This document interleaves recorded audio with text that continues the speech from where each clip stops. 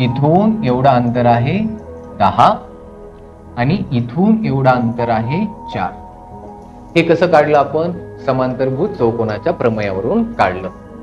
बरं, तरी सुद्धा आपलं उत्तर आलं का? नाही आलं. परंतु आपल्याला एक इथे आकृती दिसते. काय आहे ती आकृती? काटकोन त्रिकोण CDM. ह्या काटकोन त्रिकोणाचा कर्ण काय आहे? CM आहे. CM आपण आताच काढलं. आता आपल्या लक्षात येतं या काटकोन त्रिकोणामध्ये जर आपल्याला आणखीन एक बाजू माहिती झाली, उदाहरणार्थ DM, तर आपण सहजतेनं पायथागोरसचा नियम वापरून बाजू CD काय करू शकतो? काढू शकतो. नमस्कार, मी सिद्धांत. आज आपल्याला वर्तुळ या चॅप्टर मधला प्रॅक्टिस सेट 3.2 मधला 5 नंबरचा क्वेश्चन घ्यायचा आहे. बघा, प्रश्न तुम्ही वाचलाच असेल. या प्रश्नामध्ये काय काय इन्फॉर्मेशन दिलेली आहे.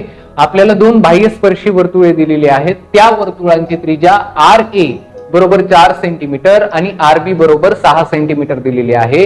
आणि आपल्याला CD काढायचा आहे. CD काय आहे? बघा, CD हा काय आहे? एक रेषाखंड आहे आणि हा रेषाखंड स्पर्शिका CD वर आहे आणि ही स्पर्शिका दोन्ही वर्तुळांना काय आहे? सामायिक आहे. बघा, प्रॉब्लेम बघून आपल्याला वाटतो की खूप अवघड प्रॉब्लेम आहे, पण आपण काही रचना वगैरे करून पाहिली तर प्रॉब्लेम काय होतो? आपल्याला सोपा जातो. बघा, सुरुवातीला उत्तर लिहित असताना आकृतीमध्ये किंवा प्रश्नामध्ये आपल्याला काय काय इन्फॉर्मेशन दिलेली आहे ती आपण लिहून घेऊ. बघा, उत्तरामध्ये त्रिज्या RA बरोबर आपल्याला काय दिलेलं आहे? 4 सेंटीमीटर आणि त्रिज्या RB बरोबर किती दिलेला आहे? 6 सेंटीमीटर. आणि CD ही काय आहे? या दोन्ही वर्तुळांना काय आहे? एक स्पर्शिका आहे. ही इन्फॉर्मेशन आपण उत्तरामध्ये लिहून घ्यायची. बघा, उत्तरामध्ये पुढे जात असताना आपल्याला एक लॉजिक डेव्हलपमेंट करावं लागेल की कुठल्या स्ट्रॅटेजीने आपल्याला हा प्रॉब्लेम सोडवायचा आहे. बघा, CD ची लांबी तर आपण डायरेक्टली असं काढू शकणार नाही, तर आपल्याला काय करावं लागेल? काहीतरी कन्स्ट्रक्शन करावं लागेल. मग या आधीच्या प्रॉब्लेम मध्ये आपल्याला बऱ्याच वेळा पायथागोरस थेरमचा आपल्याला वापर केलेला आहे. मग पायथागोरस थेरम वापरण्यासाठी आपल्याला इथं काय करावं लागेल? 90 डिग्रीचा अँगल बनवावा लागेल.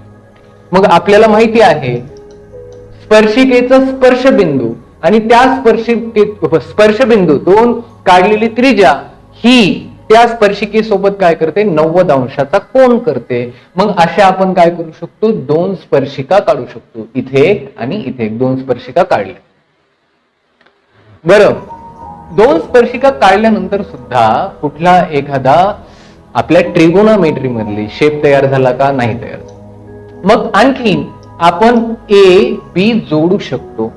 म्हणजे आपल्याला काय होईल? चौकोन मिळेल आणि त्या चौकोनावरून काहीतरी आणखीन काहीतरी कन्स्ट्रक्शन करून आपण सॉल्व्ह करणार. बघा, लक्ष द्या, आपण रचना करून घेतलेली आहे. काय केलेलं आहे बघा रचना. बाजू AC कोणती आहे? बघा, छोट्या वर्तुळाची त्रिज्या आहे आणि ती त्रिज्या स्पर्शिकेच्या स्पर्शबिंदू C मध्ये C मधून आपण काढलेली आहे. तसंच मोठ्या वर्तुळामध्ये त्रिज्या BD, D बिंदू काय आहे? त्या स्पर्शिकेचा मोठ्या वर्तुळावर काय आहे? स्पर्शबिंदू आहे. म्हणजे AC आणि BD आपण काढून घेतलं. दुसरं, बाजू AB. A आणि B काय आहे? या 2 स्पर्श वर्तुळाचे केंद्र आहे आणि आपण काय केलं? AB हे जोडून घेतलं. पुन्हा एक महत्वाचं कन्स्ट्रक्शन केलेलं आहे जे काय आहे? बाजू CM ही कशी काढली? बाजू AB ला काय काढली? समांतर काढली. बाजू CM बाजू AB ला समांतर काढलेली आहे. बघा, आता या कन्स्ट्रक्शन नंतर आपल्याला या सर्व गोष्टींचा वापर करायचा आहे.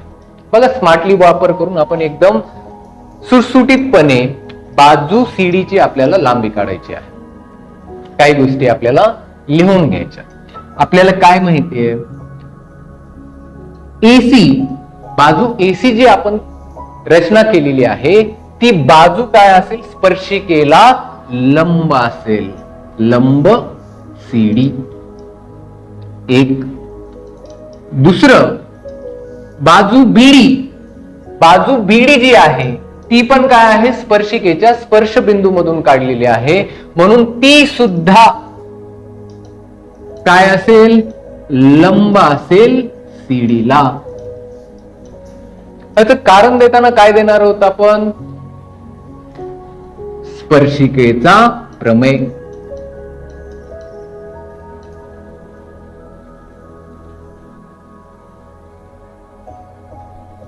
बघा आपण काय केलं, बाजू एसी बाजू सीडीला काय आहे, परपेंडिक्युलर म्हणजे काय आहे, लंब आहे हे आपण सांगितलं. बीडी सीडीला काय आहे, लंब आहे हे सांगितलं. आणि हे कशावरून, तर स्पर्शिकेच्या प्रमेयावरून आपण ते सांगू शकतो. म्हणजे एसी आणि बीडी एकाच बाजूला काय आहेत, लंब आहेत. म्हणजे एसी आणि बीडी हे काय होतील, एकमेकांना समांतर.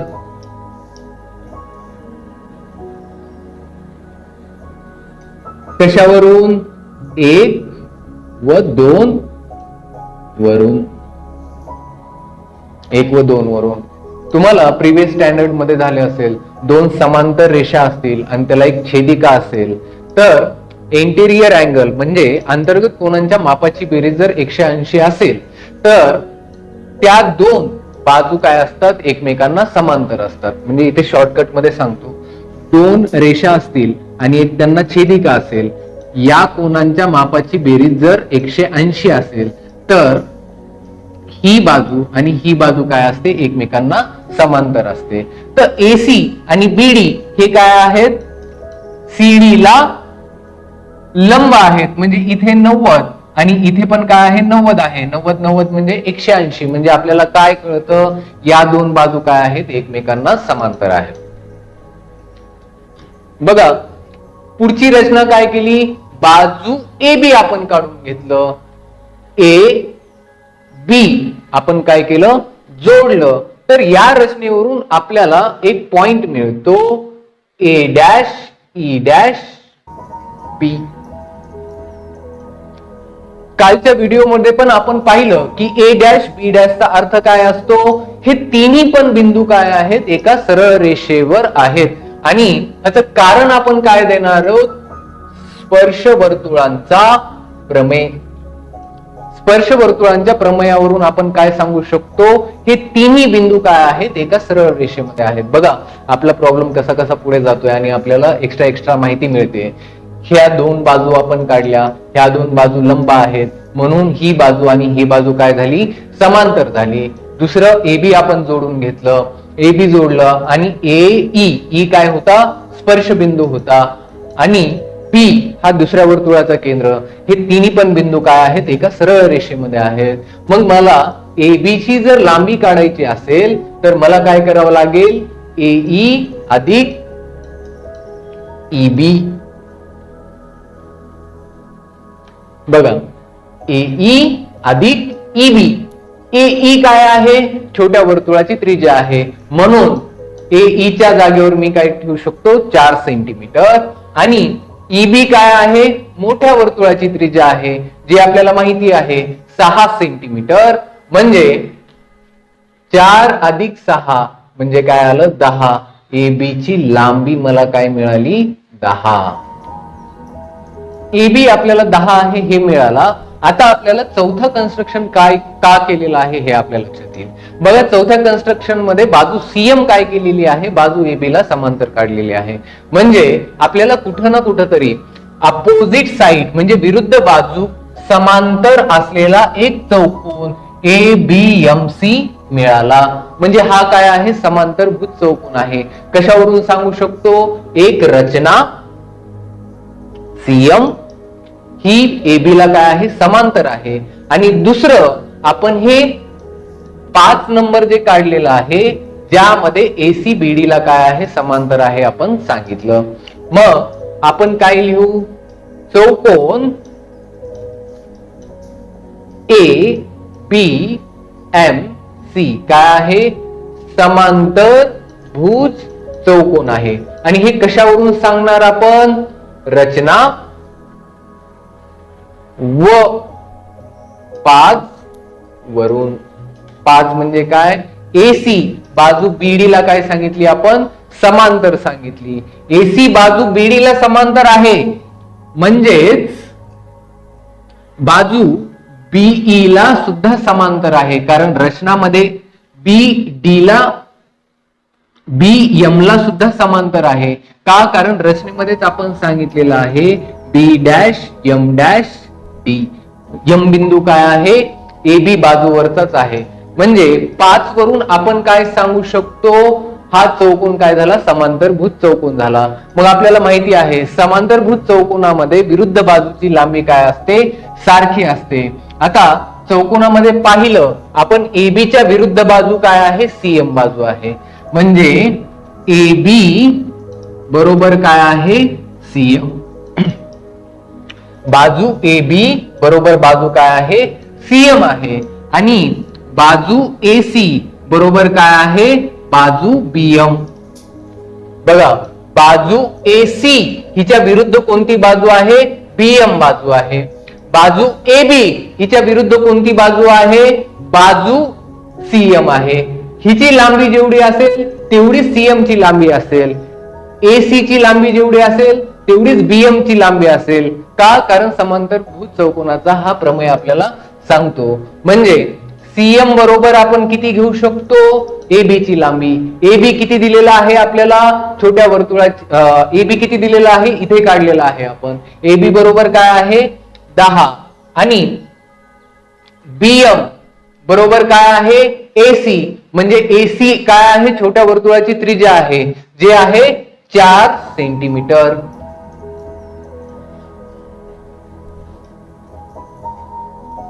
बघा आपल्याला काय मिळालं? इथून एवढं अंतर आहे 10 आणि इथून एवढं अंतर आहे 4. आता आपल्याला समांतरभुज चौकोनाच्या सगळ्या बाजूंची मापे आपल्याला काय झालेली आहेत? मिळालेली आहेत.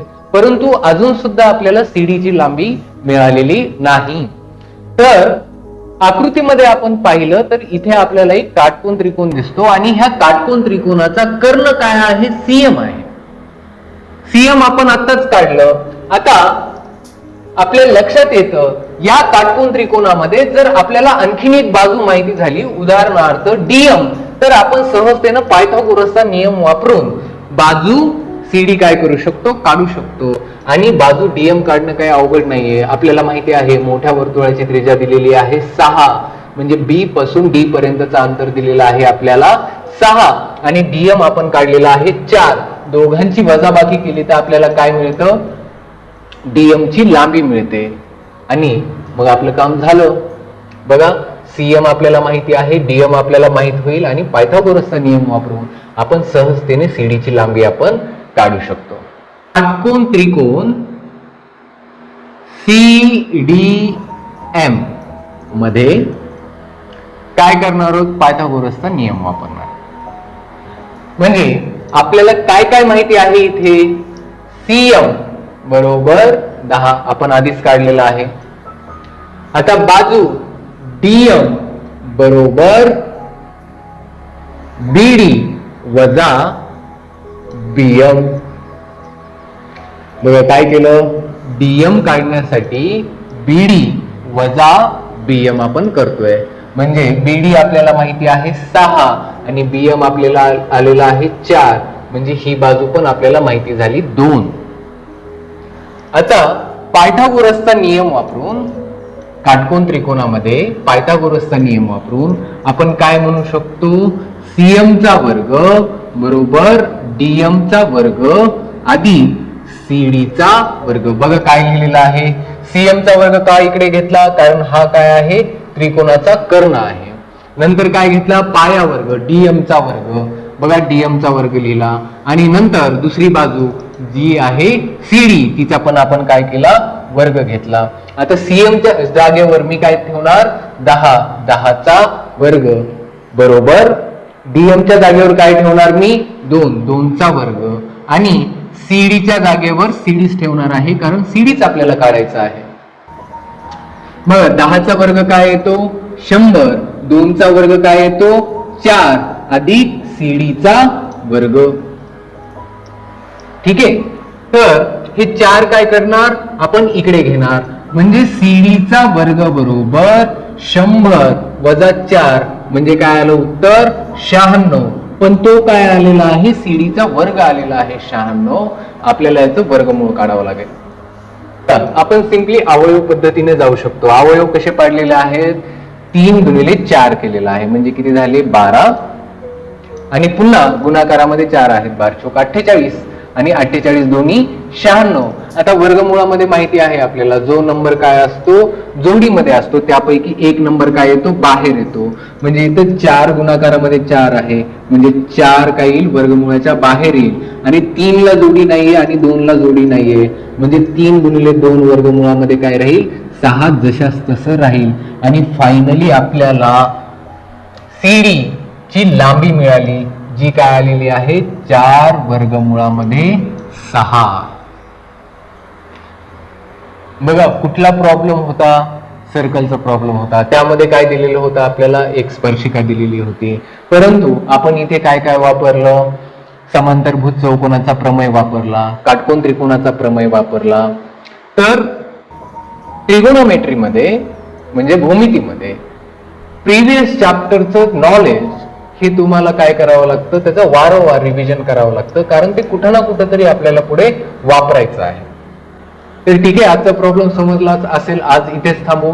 उद्या पुन्हा एकदा परीक्षेच्या दृष्टीने किंवा परीक्षेमध्ये आलेला एखादा प्रॉब्लेम आपण घेणार आहोत.